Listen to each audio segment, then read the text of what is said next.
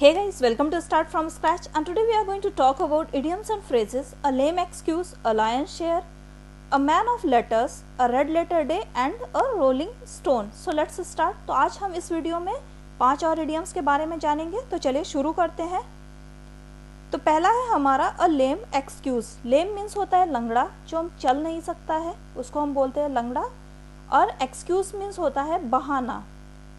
Okay, ए means हो गया एक, तो इसका लिटरल मीनिंग क्या हो गया, एक लंगड़ा बहाना। अब आप देखोगे जो ये लेम है वो अपाहिज व्यक्ति को शो करता है जो चल नहीं सकता है। तो ये क्या करता है, लेम वर्ड एक डिफेक्ट को शो करता है, डिफेक्ट या इम्परफेक्टनेस को, IMPERFECTNESS। ओके, तो इसका मतलब क्या हो जाएगा, मीन्स एक डिफेक्टिव बहाना या एक इम्परफेक्ट बहाना, मीन्स जो आपको सेटिस्फाई नहीं करे, जो सेटिस्फैक्ट्री ना हो। तो इसका मेटाफोरिकल मीनिंग क्या हो जाएगा, अनसेटिस्फैक्ट्री एक्सप्लेनेशन। अनसेटिस्फैक्ट्री मीन्स असंतोषजनक, असंतोषजनक, और एक्सप्लेनेशन मीन्स होता है स्पष्टीकरण। स्पष्टीकरण मीन्स जो संतोषजनक व्याख्या ना हो। तो इसका सेंटेंस में यूज देखेंगे। Yesterday Rashid gave a lame excuse for his absence।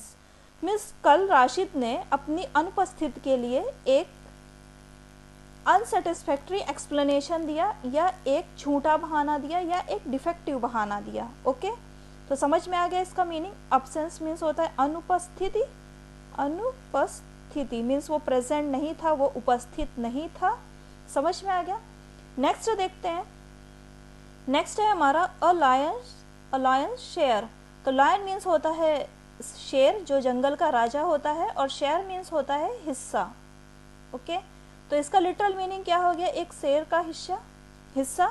तो अब एक शेर का हिस्सा क्या होता है, उसका मीनिंग होता है, जो मेटाफोरिकल मीनिंग होता है वो होता है ग्रेटेस्ट शेयर, मीन्स सबसे बड़ा हिस्सा, सबसे बड़ा हिस्सा।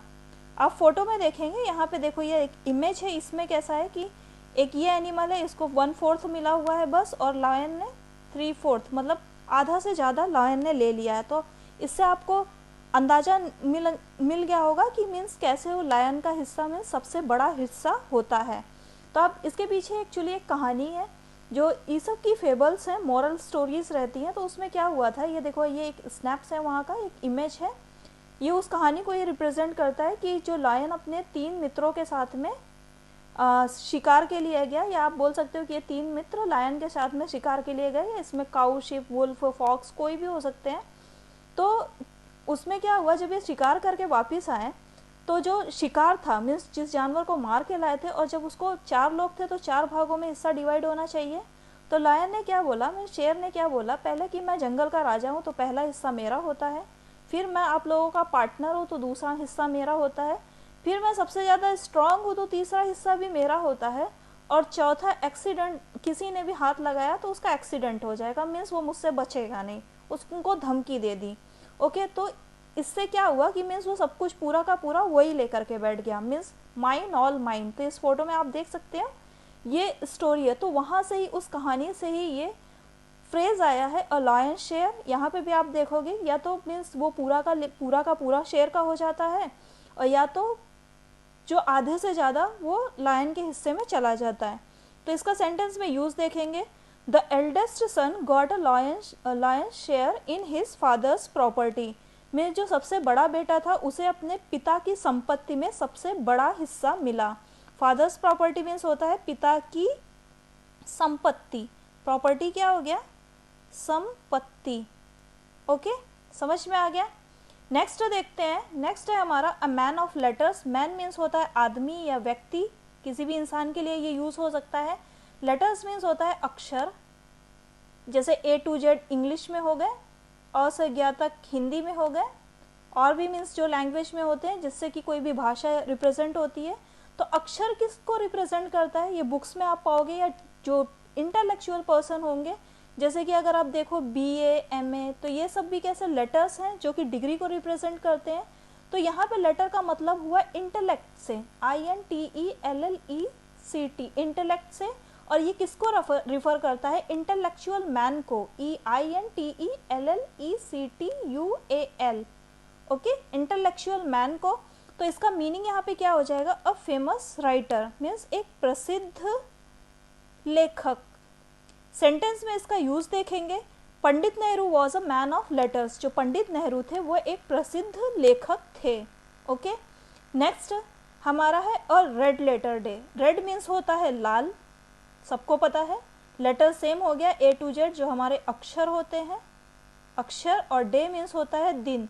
तो एक लाल अक्षर का दिन, इसका मतलब क्या होता है, एक important day. Important day means जो बहुत ही महत्वपूर्ण दिन हो। अब इस फ्रेज का ओरिजिन कहाँ से हुआ, चर्चेस में क्या होता था पुराने ज़माने में, जब भी चर्च में कोई फेस्टिवल होता था तो वो कैलेंडर में उस डे को लाल कलर से मार्क कर देते थे। इस तरीके से लाल कलर से मार्क कर देते थे। तो जो लाल कलर से मार्क किया दिन होता था, वहाँ से ही मीन्स जो भी विशेष महत्व का दिन होता था या स्पेशल दिन होता था उसको मार्क कर देते थे। तो वहाँ से ही ये वर्ड निकल के आया, ये फ्रेज निकल के आया, या आप इडियम बोल सकते हो, अ रेड लेटर डे।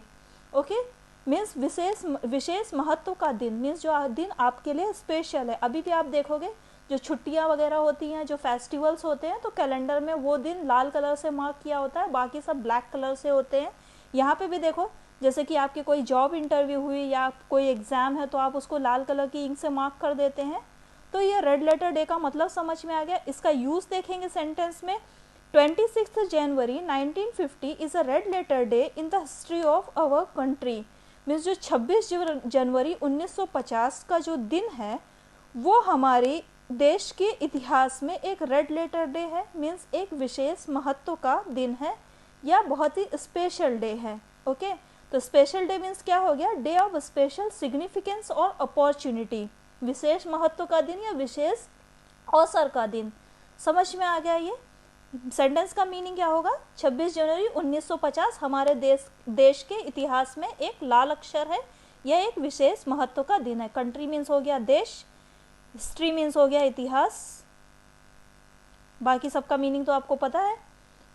तो चलिए नेक्स्ट देखते हैं। नेक्स्ट है हमारा अ रोलिंग स्टोन। अब आप देखोगे ये फोटो में, ये कैसे ये पत्थर जो है लुढ़कता हुआ आ रहा है, तो ये क्या है, ये एक रोलिंग स्टोन है। रोलिंग का मतलब होता है लुढ़कना, जो लोट पोट करके आ रहा है। ओके, तो इसका मतलब क्या होता है, लुढ़कना मीन्स लुढ़कता हुआ स्टोन। तो आप देखोगे यहाँ पे भी देखो, दो इमेज मैंने डाली है, एक ये है और एक ये वाली है। तो इसमें आप देखोगे कि ये भी, ये जो पत्थर है सारे लुढ़कते हुए चले आ रहे हैं, और ये तो ये क्या शो करता है, एक रोलिंग स्टोन को शो करता है।